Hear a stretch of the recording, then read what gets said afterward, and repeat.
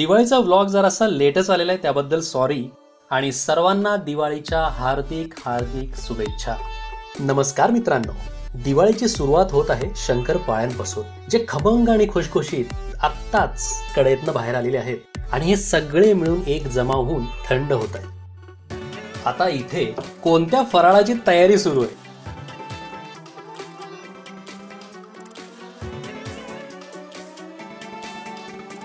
ओ हो हो हो हो हो, चकली, विच इज माय फेवरेट.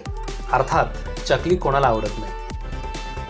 तुम्हाला वाटेल आता रेसिपी सांगतोय का काय? नाही नाही, कसं आहे ना, मी मदत करत होतो त्यामुळे म्हटलं आपलं बसल्या बसल्या शूट पण करूया.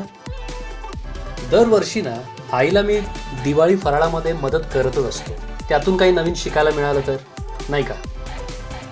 फराळ बघताना जितकं सोपं वाटतंय ना मित्रांनो, बनवताना तितकं सोपं नाही बरं का. थोडं मी पण केल्यावर लक्षात आलं. काय मग इच्छा होती की नाही, मस्त गरम गरम चकली आणि कडक चहा. काय कॉम्बिनेशन आहे राव. यातल्या 2 चकल्या जे बारीक झालेत ना, ते मी थोडंसं ट्राय केला होता. ही दिव्यांची आरास पाहून मन इतकं प्रसन्न होतं. आणि आता काय तो खरा फील दिवाळीचा येतोय. आहा, दिवाळीतलं वातावरण अतिशय सुंदर आणि अतिशय मस्त वाटतं मित्रांनो. खरंच खूप छान वाटतं. वातावरण, बाहेरची लगबग, घरातली धडपड, फराळाची गडबड आणि बरंच काही.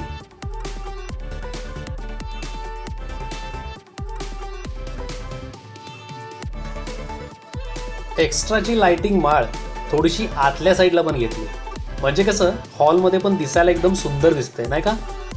बघता बघता लक्ष्मीपूजनाचा दिवस पण आलाच.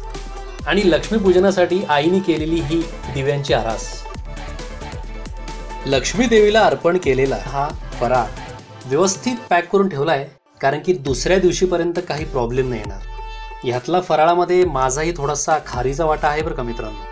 अहो म्हणजे फराळ बनवण्यामध्ये खारीचा वाटा आहे असं म्हणायचं तुम्हाला.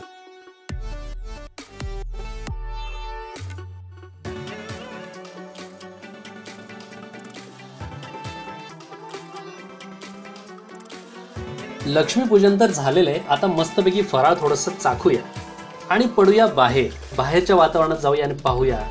वा, सर्व घर मस्त सजलेले दिसत आहेत. छान वाटतंय. दिवाळी म्हटलं की फटाके आलेच, कारण आकाशातली रोषणाई झगमगाट करण्यासाठी फटाक्यांची तर गरज पडतेच ना. तर बघा किती सुंदर आतिषबाजी सुरू आहे.